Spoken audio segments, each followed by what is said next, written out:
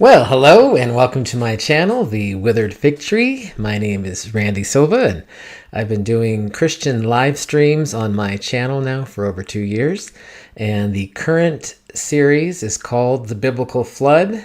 Today is part 6, so let's go ahead and get started. Before we begin, I wanted to clarify about the direction of this episode and the following 2 episodes. I tried to do that at the end of last episode, but I don't think I did a very good job. Episodes 1 through 5 established the speculative framework surrounding the garden, the Adamic line, the flood, and the world before Noah. After reviewing episode 4, I realized that I actually never sequentially gone through the text of Genesis 6 through 8, which is a big part of course, the flood story. It is the flood story. So this episode 6, we're going to focus directly on that. Chapters 6 through 8 of Genesis, we're going to go through the flood story. And we're going to apply the lens of this framework that I have been talking about and see how the story reads when this lens is applied. In episode 7 next week, we will move beyond the flood to Noah and his family after the flood, to Babel, which is, I believe, related to the story of the flood. So it's something that doesn't require its own series, but is a part of the flood story. And then we'll talk about Abraham and how things extend as the Adamic line continues. Then in episode 8, I will conclude talking about the spiritual implications. But I'm not going to do that today because I believe that is really the most important part of the series this speculative framework is about.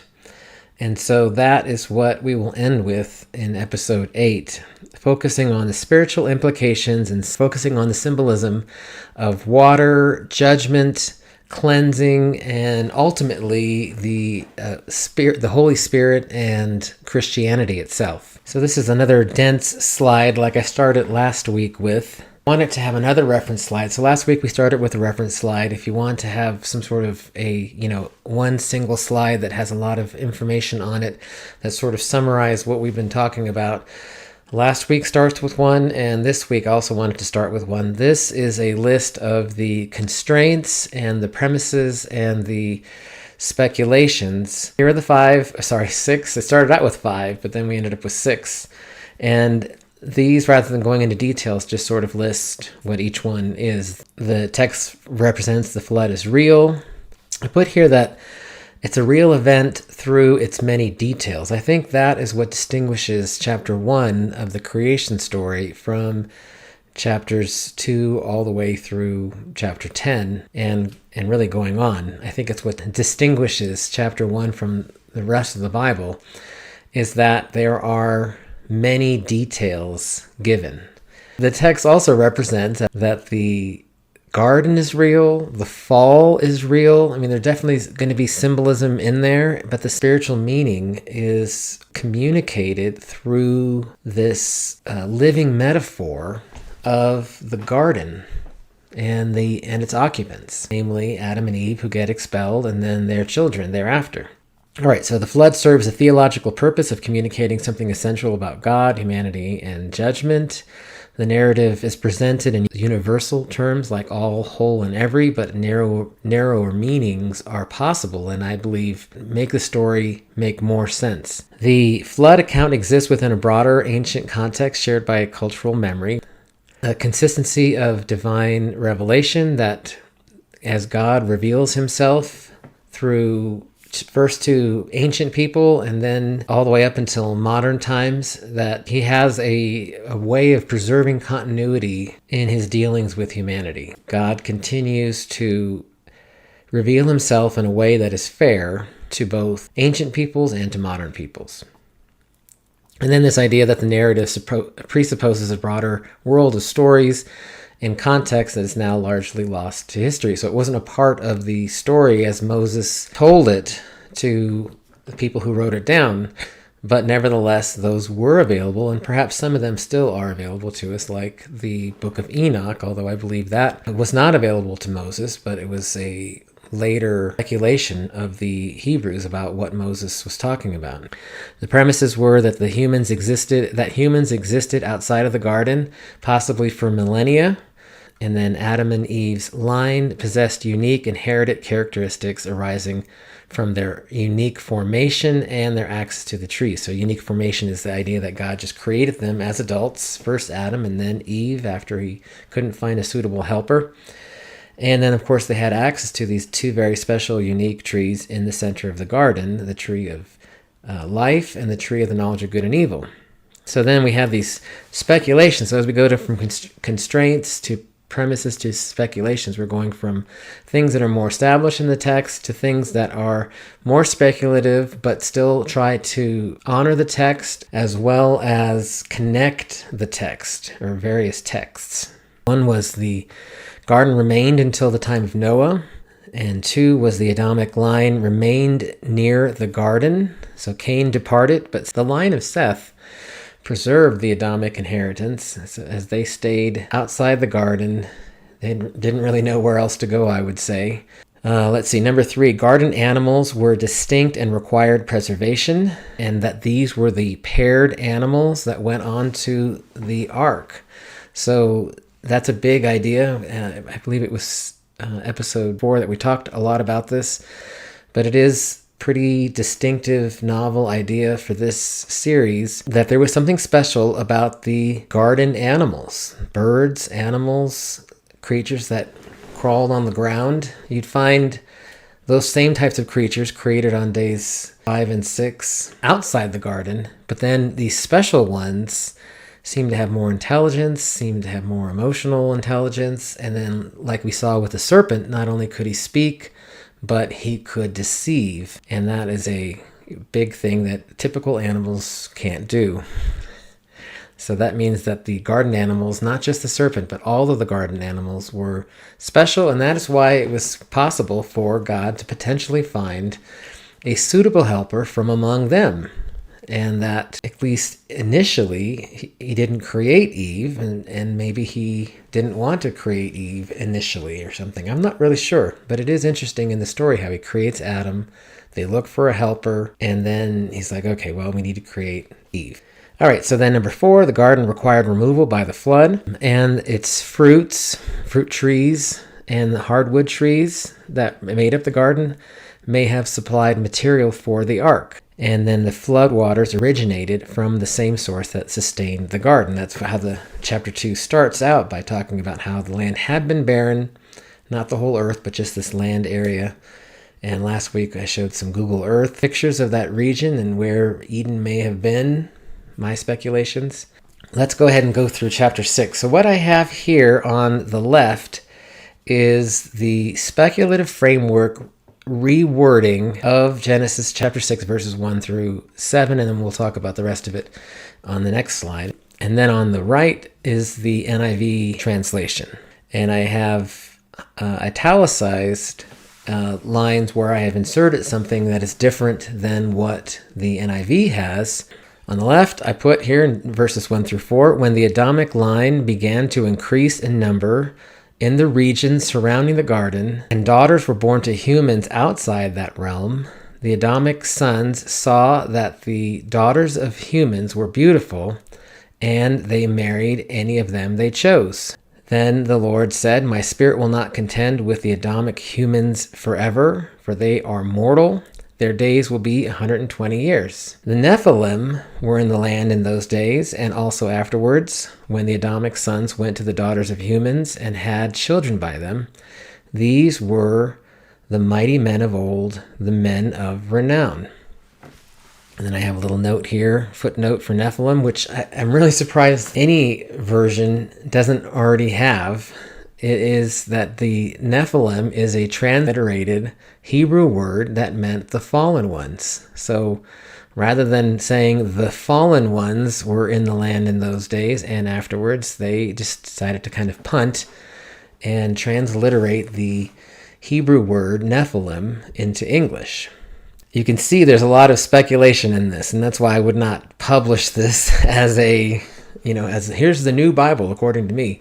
But the idea is that it replaces symbols, and these verses are particularly important, verses 1 through 4, because this is where the different types of humanity are identified by the text, and the author has difficulty trying to distinguish them because they're both humans. There's just ordinary humans, and then there's this Adamic line. Now, everybody would say the Adamic line is special because they lived 900 years and that God created them as adults, or at least Adam in the garden and Eve. But the fact that they differed from humans that were outside the garden, that is a pivotal difference. But that's all that I've tried to establish in this speculative framework. Okay, and we know what the original, you can read what the original is, but the idea is that anytime it talks just about regular humans, then it's going to, I'll say something about humans, but when it talks about the sons of God, there are people who believe that this means not angels that had fallen, but that it meant the Adamic sons, the Adamic line, Seth and on down from him. That is why I changed that to the Adamic line. And then instead of using these universal words that say things like the earth and all of the earth, where else in those days? Yeah, on the earth in those days and afterwards. So those types of words, then I reduced the meaning as the words would allow, to say, instead of saying the earth, saying the land or the region. Verses 5 through 7. The Lord saw how great the wickedness of the Adamic humanity had become in the world connected to the garden, and that every inclination of the thoughts of their heart was only evil continually. The Lord regretted that he had made the Adamic humanity in that realm, and his heart was deeply troubled. The Lord said, I will wipe from the face of the land the Adamic humanity I have created, and with them the living creatures in the garden, animals, birds of the air, and creatures that move along the ground, for I regret that I have made them. Okay, again, I wouldn't publish this.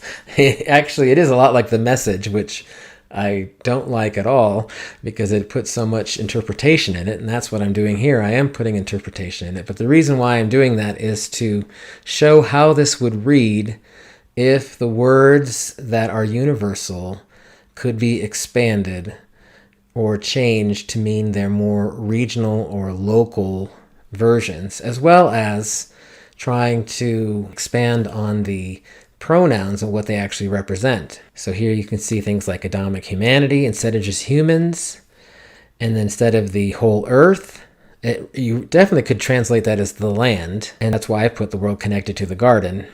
And that the idea wasn't that it wasn't just all humans that were evil all the time, but that it was the Adamic line that was evil. And last week I talked about how humans were probably evil, ordinary humans were probably evil as well. But what was different was that the Adamic line had the knowledge of good and evil, and they were then therefore held accountable to that, and that made them capable of doing divine evil. They were actually evil because they should have known better, because they had the knowledge for it. So instead of saying human beings on the earth, I say Adamic humanity in that realm or that region, you could say. That is what God is regretting. He's not regretting that he made all humans because he made them on day 6, just like all the other animals. But there is something that it's not the same kind of regret that humans have, that, oh man, I wish I hadn't done that kind of a thing. But it's more of that I wish Adam and Eve had obeyed and listened to me, because now this is exactly what I knew would happen. I knew that they would become evil, that they didn't have the capacity to understand divine evil and good, and so they would become evil. And so he's going to wipe from the face of the earth, not the whole earth, it's a certain region. So that's why I put the land here. And the Adamic humanity, so not just any human, but the Adamic humanity, and with them the living creatures of the garden. Now that's interesting. Now this parenthetical here is the same as this. It talks about the animals, the birds, and the creatures that move along the ground. But the word that is actually used here is living creatures. It doesn't just say the animals. And so that is important, I think. It distinguishes them from just regular animals. The animals of the garden, including Adam and Eve, were living creatures. They had the breath of life in them. Not just that they breathed air, but that there was something special about them that God had put in them. Verses 8 through 10 don't require any sort of different wording. Just have Noah found favor in the eyes of the Lord, and then this is the account of his family, that he was a righteous man, blameless among the people of his time, and he walked faithfully with God, and he had 3 sons. Verses 11 through 13, same kind of thing here on the left and right. Here's the speculative framework. Now the world surrounding the garden was corrupt in God's sight and was filled with violence. It wasn't the whole earth that was corrupt. It was the Adamic line that was corrupt. And then, as the speculation says, they stayed and remained near the garden. They couldn't go in it, but they stayed near the garden. God saw how corrupt that place had become, for all the Adamic humanity in that realm had corrupted their ways. Again, you see not just regular people, but Adamic line, and it was in that region or land. They had corrupted their ways. And God said to Noah, I'm going to end all flesh within the realm. Now, flesh is actually what the word is. That is for people. They just translate it as people. It's more of an interpretation, but it really is talking about flesh. And that means that it's more than, that could mean more than just people. It's the flesh that is within this realm, which could talk about the animals that are special in the garden. For the land is filled with violence because of them. I am surely going to destroy both them and the land.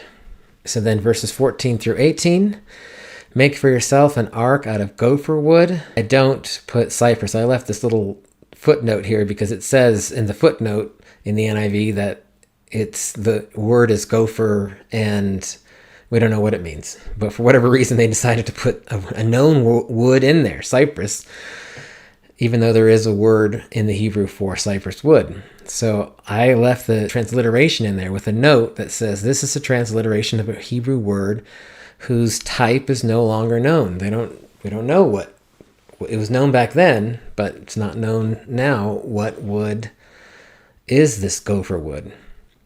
The other thing I did was I translated the numbers cubits into feet. That exists as notes here in the text, but I think it just makes it much easier to read. So make for yourself an ark of gopher wood and make rooms in it and coat it with pitch inside and out. This is how you are to build it. The ark is to be 450 feet long, 75 feet wide, and 45 feet high. Make a roof for it, leaving below the roof an opening of 18 inches all around. Put a door in the side of the ark and make lower, middle, and upper decks. It's basically about 15 feet per deck. I'm going to bring floodwaters on the earth. I guess I could have translated that as in the land or the region, to destroy all life under this realm, all creatures with the breath of life. That's this thing I was talking about last slide. Everything in this region will perish. But I will establish my covenant with you, and you will enter the ark, you and your sons, and your wife's sons with you. It's interesting that he talks about this opening. A lot of people, that's what I put here, is just a picture of what I think the ark might have looked at. I don't think it had a bow. I don't think it needed to have curves here like a regular boat would. It didn't have a keel. It was basically just a box that was meant to float without tipping over. And I believe that this 18-inch gap had to do with ventilation. You have all these animals, you have them doing things that animals do. Especially the accumulation of ammonia is very dangerous for life. And so you need to have ventilation. It's a good thing that God told him not to build an entirely sealed ark, but that it had a roof that would direct water around so that it wouldn't go in the ark. At least not much of it would go in the ark. And you could have ventilation. Here's the last part of chapter 6 in a bigger picture of the ark. Verses 19 through 21, you are to bring in the ark two of all living creatures. So again, that is a special word. Why would you bring dead creatures? Why does he have to specify living creatures?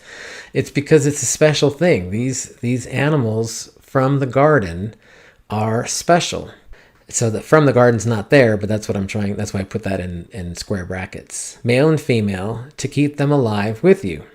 Two of every kind of bird, every kind of animal, and every kind of creature that moves along the ground will come with you. Again, I put in parentheses here, from the garden, to be kept alive. You are to take every kind of food that is to be eaten and store it away as food for you and them. Now, they could have gotten the wood and they could have gotten the food from anywhere, but I'm just saying that it would make sense that if the garden is going away, then it would, I guess, make sense that you could then take the fruit, all of the fruit. And remember, there was fruits, all kinds of fruits that were in the garden. It had been used before this, I would say, to keep the living creatures alive, the special animals of the garden. But now we're going to just pick all of it and use it to be food that you could store for you and them, for Noah and the animals. Chapter 7, I don't think needs the same kind of lens rereading. Verses 1 through 3 could use that. Chapter 7, verse 1, the Lord then said to Noah, go into the ark, you and your whole family, because I have found you righteous in this generation. So that's sort of a restatement of what has already been said. This is different, though.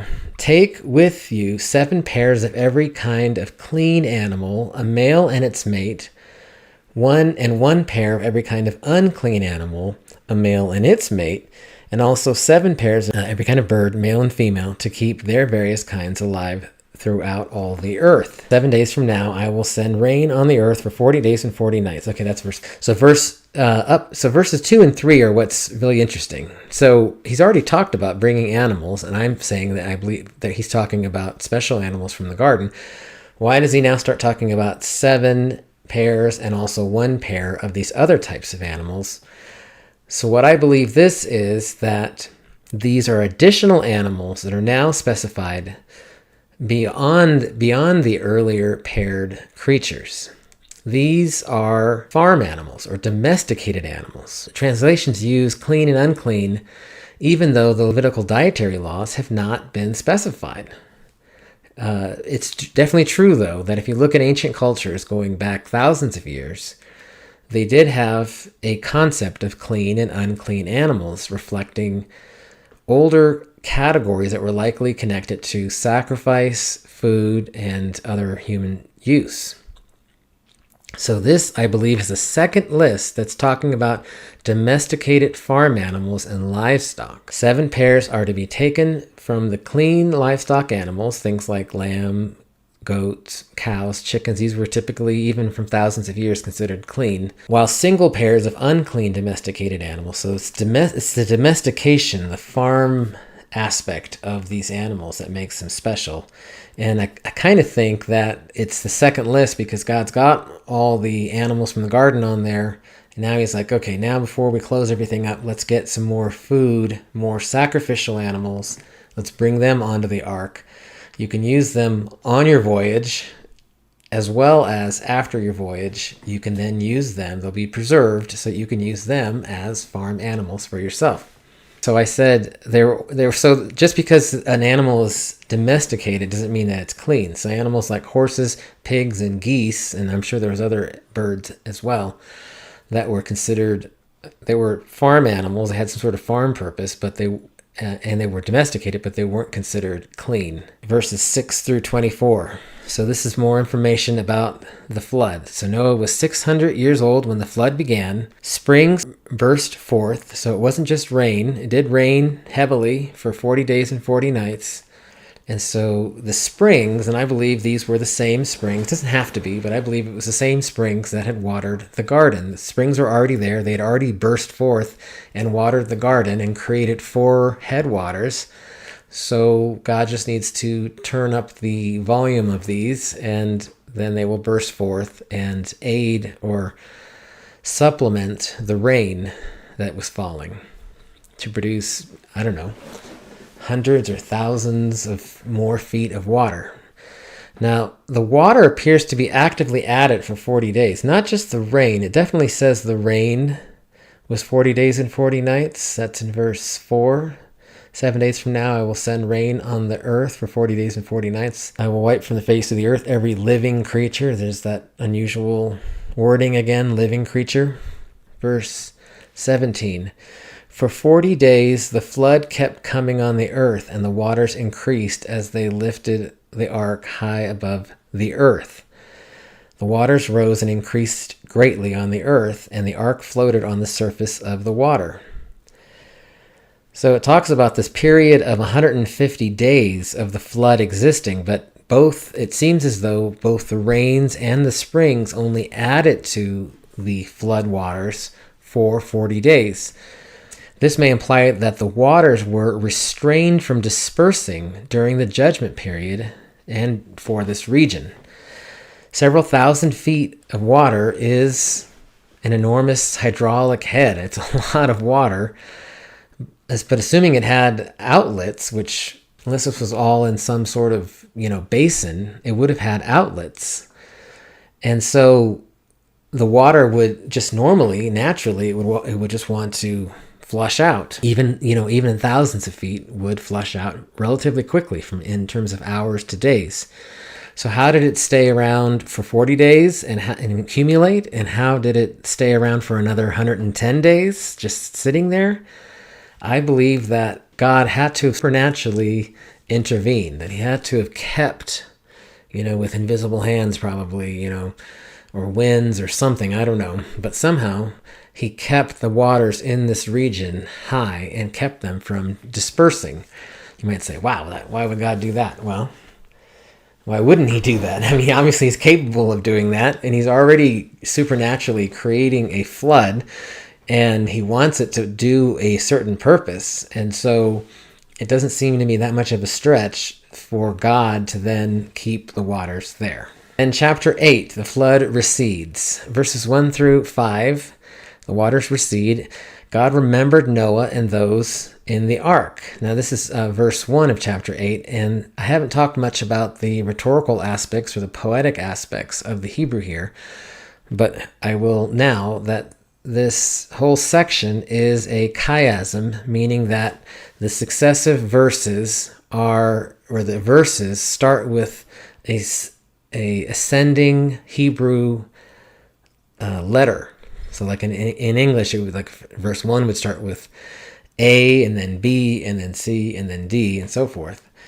And there are 7 letters of the Hebrew. Hebrew obviously had more than 7 letters, but the first 7 sections, or I guess you could say the 6 sections leading up to it, that would be like A through F for us, but it was the Hebrew letters A through F corresponding.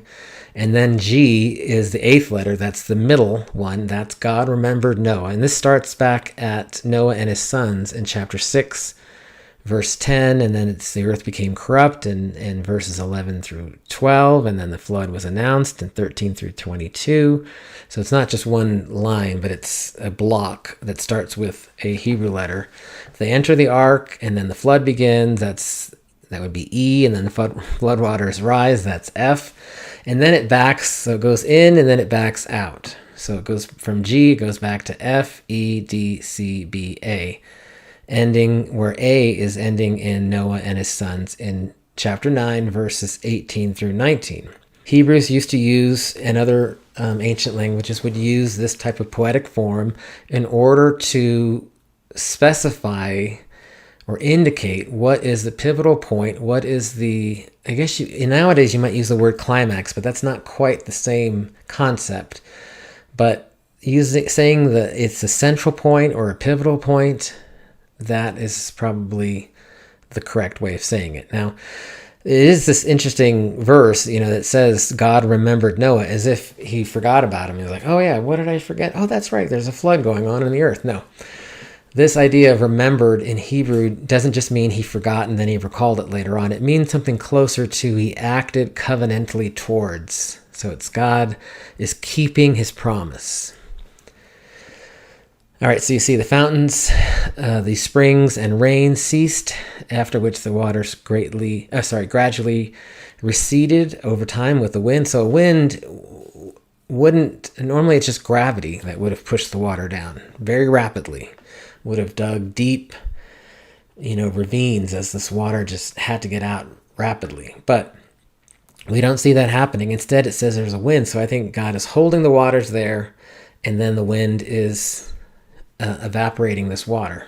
So it's starting to go down. It says that the ark came to rest on the mountains of Ararat. We talked about that. It wasn't Mount Ararat necessarily, which is in the mountains of Ararat, but it could have been any of those mountains or hills that are in that area. Let's see, the flood narrative emphasizes controlled timing throughout. So it's not just this haphazard adding of water and then things moving around or anything. And I definitely really don't think, especially after having studied this and analyzing the text and really going over it, I don't believe it was a worldwide flood. I don't believe that springs all around the world and that rain all around the world, or this idea of a firmament, which was also part of the Sumerian culture, Sumerian cosmology, that was where all the water was kept, and then suddenly it was just allowed to go down on the whole earth. I believe that really it's talking about a region where a certain group of people was and a certain land was that needed to be destroyed for God's reasons of judgment and his purposes. Verses 6 through 14, then that's where Noah tests the land. He waits carefully before leaving. First he sends out a raven and then doves to test where the land is habitable. And then this olive leaf signals restoration and renewed life. Now, the reason why that signifies this is because the olive tree was thought to be by the Jewish people, the Jewish culture, thought to be the tree of life. They had all kinds of ideas of what it might be, wheat, grapes, but some people thought it was the olive tree. And I believe that Jesus leaned into that symbolism. Jesus leaned into that symbolism when he would go to the Mount of Olives to pray, and that was sort of his place to be. He didn't go into the temple. Oftentimes when he did, it was, to beat them out or to have these confrontations with the Pharisees. But when he would go with his guys to be close to God and to relax, I guess you could say, he would go to the Mount of Olives. Excuse me. Anyway, I think it is important that it wasn't just any leaf. I believe that this idea shows that the tree of life and with it the tree of knowledge of good and evil were destroyed, and what was left were just leaves and so forth. And so the dove basically found a small piece of the tree of life and brought it.